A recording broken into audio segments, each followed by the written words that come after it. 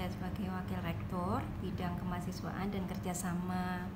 Nah, di dalam kemahasiswaan itu tentunya ada beberapa program yang memang kami kembangkan dan kami programkan. Salah satunya adalah program beasiswa.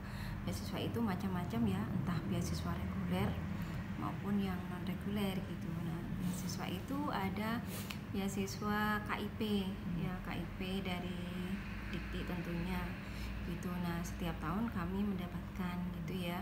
Nah, kemudian ada KIP aspirasi ya, walaupun kadang nggak banyak sekali tapi kami juga ada. Terus kemudian ada beasiswa Pemkot Kota Bekasi untuk mahasiswa, bantuan mahasiswa bagi mahasiswa yang tidak mampu tentunya untuk Kota Bekasi. Nah, di Kota Bekasi itu hampir setiap tahun itu ada gitu ya. Nah, biasanya mahasiswa dapat itu 5 juta per mahasiswa, dan kami juga alhamdulillah biasanya lebih dari 100 mahasiswa lah ya yang mendapatkan itu, karena saya juga termasuk tim dalam program beasiswa Pemkot ya Bekasi.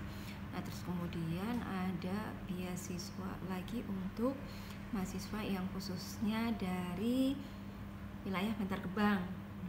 Itu adalah kolaborasi kerjasama antara Kota Bekasi dengan Pemda DKI, karena itu adalah salah satunya kan sama-sama dari DKI, sehingga DKI itu memberikan bantuan kepada mahasiswa itu. Nah, satu mahasiswa itu kalau nggak salah itu tahun kemarin itu dapat 10 juta per mahasiswa gitu.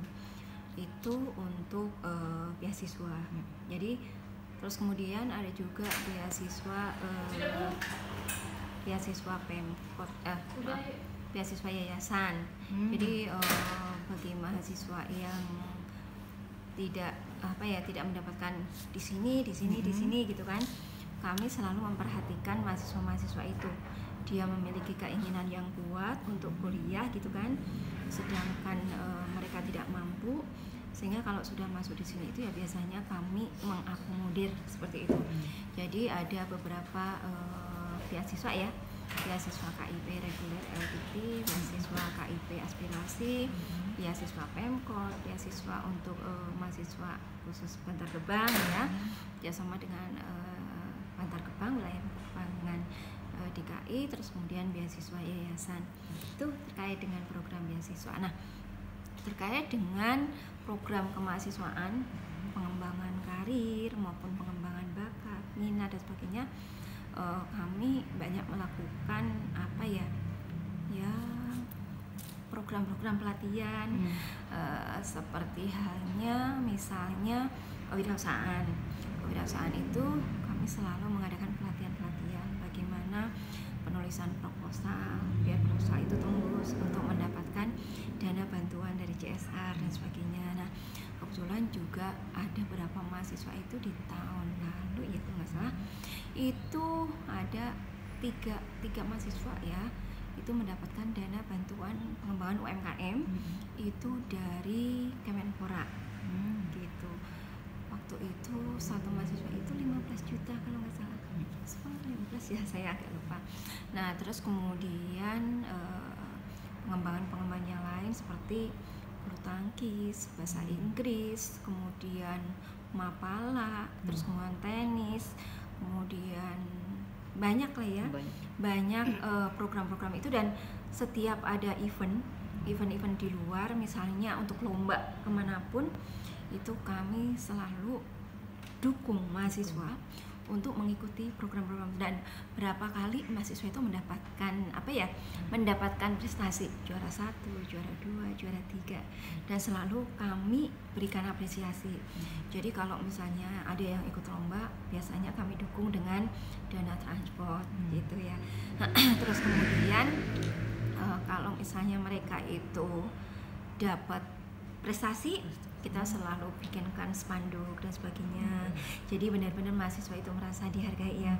Terus kemudian kita bikin berita, kita masukkan ke dalam website Pancasakti. Nah, untuk terkait dengan program magang itu kita selalu mengikuti juga, baik program Merdeka Belajar maupun program magang BUMN. Nah, program magang BUMN itu kami juga libatkan mahasiswa.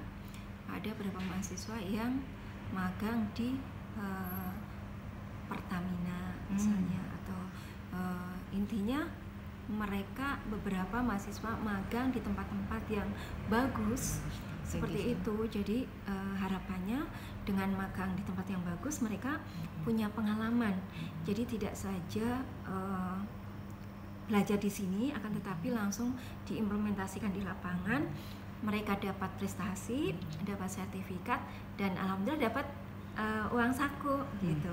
Nah, itu dengan mereka magang di tempat-tempat yang bagus itu, kedepannya kan sertifikat itu bisa dipakai gitu ya. Terus kemudian kami juga ada pelatihan peningkatan kompetensi. Biasanya ini adalah sertifikat untuk pendamping ijazah SKPI ya, sertifikat pendamping ijazah gitu ya. Ini biasanya mahasiswa kita ajak untuk mengikuti pelatihan, kemudian uji kompetensi itu dengan lembaga sertifikasi. Nah, di sini beberapa lembaga sertifikasi misalnya bahasa Inggris dan lain-lain ya. Kemarin juga ada yang ikut pelatihan kompetensi untuk keuangan ya, OJK dan lain-lain, dari privat dan lain-lain. Jadi kebutuhan mahasiswa untuk pengembangan diri terkait bagaimana kalau lulus itu biar langsung kerja, itu kami lakukan. Itu selalu kami lakukan itu. Jadi setiap ada kebijakan seperti apa dari Dikti, kami selalu mencoba untuk mengikuti, walaupun jujur saja karena kan kami kan baru berdiri ya istilahnya, belum lama kan universitas ini, jadi ya kami merangkak sedikit demi sedikit. Jadi walaupun misalnya mahasiswa tidak banyak yang dapat penghargaan atau apa, intinya kami selalu ikut. Tapi selama kami mengikuti, mahasiswa ada saja dapat penghargaan itu. Terus iya, kemudian di dalam program-program perkuliahan itu kami coba berikan bagaimana mahasiswa-mahasiswa itu punya kemampuan menulis. Ini hal yang menakutkan biasanya, ibu tahu sendiri, kadang-kadang skripsinya lama, terus kemudian nggak selesai. Karena apa? Sebenarnya keterbatasan mereka dalam menulis, dan itu bukan menjadi rahasia umum gitu ya. Nah, makanya di dalam perkuliahan itu terutama saya ya, karena saya mengampu mata kuliah kreativitas dan inovasi, kemudian pengembangan public speaking mahasiswa untuk bisa nge-MC, kemudian ceramah, kemudian berpidato gitu kan. Kami biasanya mengkolaborasi antara mata kuliah yang diajarkan seperti public speaking itu kan, mahasiswa harus mampu berbicara di depan umum. Entah tadi yang saya sampaikan ya, ada MC, ada pidato, ada ceramah, ada jadi reporter, ada macam-macam ya, intinya public speaking.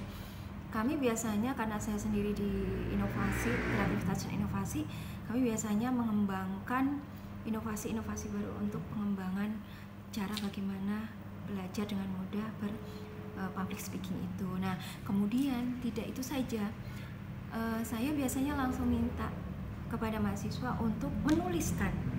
Jadi tidak saja hanya sebagai mata kuliah semata, akan tetapi langsung melakukan penelitian. Jadi langsung diimplementasikan di lapangan, entah itu di anak SMA atau di SD atau di SMP atau mahasiswa sendiri untuk bisa public speaking dirinya sendiri. Nah, itu semuanya laporannya itu saya minta untuk dituliskan dengan benar. Kami latih langsung menulisnya, kami bimbing satu-satu sampai menjadi tulisan ilmiah, dan alhamdulillah banyak yang terindeks. Kalau misalnya dibuka bagaimana mahasiswa-mahasiswa itu memiliki tulisan-tulisan ya, bagaimana public speaking mahasiswa itu insya Allah muncul ya, akan muncul kemampuan-kemampuan menulis publikasi ilmiah, dan itu terindeks. Dan ya saya bersyukur sekali, walaupun itu mahasiswa itu kok sepertinya berat, tapi setelah dia merasa oh ternyata perlu ya, akhirnya mereka ketika ikut lomba ternyata diperlukan data, katanya sudah pernah menulis, mana tulisannya, dan tulisan itu kan sifatnya sekarang ini eksistensi seseorang itu ada di internet. Ketika diklik namanya langsung muncul, itu kan sesuatu yang luar biasa. Jadi ketika misalnya mendaftar untuk kerja, mendaftar untuk penelitian atau mendaftar untuk lomba dan sebagainya, tidak saja mereka bisa menyampaikan bahwa saya bisa berkreativitas dan inovasi, buktinya mana, ini loh namanya muncul gitu. Dan alhamdulillah harapan itu ada. Jadi ketika saya mengajar kreativitas juga, yang pasca juga karena saya lebih ke kreativitas dan inovasi. Contohnya saya mengembangkan TV sekolah wahana kreasi. Jadi TV sekolah itu memang dari PAUD sampai SMA.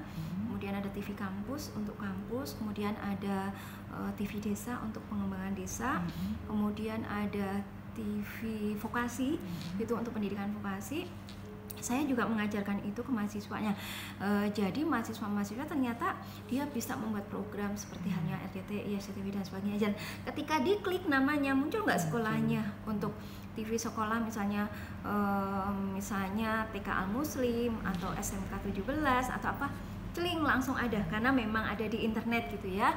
Nah, tidak hanya sekedar mata kuliah, akan tetapi sama dia juga bisa dilihat bahwa kemampuan berkreativitas dan inovasi tidak sekedar cerita dalam tulisan, akan tetapi ada TV-nya, ada programnya, dan ada tulisannya sebagai karya ilmiah. Dan kemarin itu mahasiswa kami mengikuti lomba inovasi itu mendapatkan juara 2 se-Indonesia. Kapan itu? Waktu bulan apa kemarin ada kok, tahun 2023. kemarin itu juara 2 untuk lomba inovasi guru kreatif. Oh iya. Gitu, baru kemarin bulan apa kemarin, kalau dibuka di internet itu ada gitu. Oh iya. Itu nah salah satunya apa, ada buktinya. Ada foto-fotonya, kemudian ada tulisannya.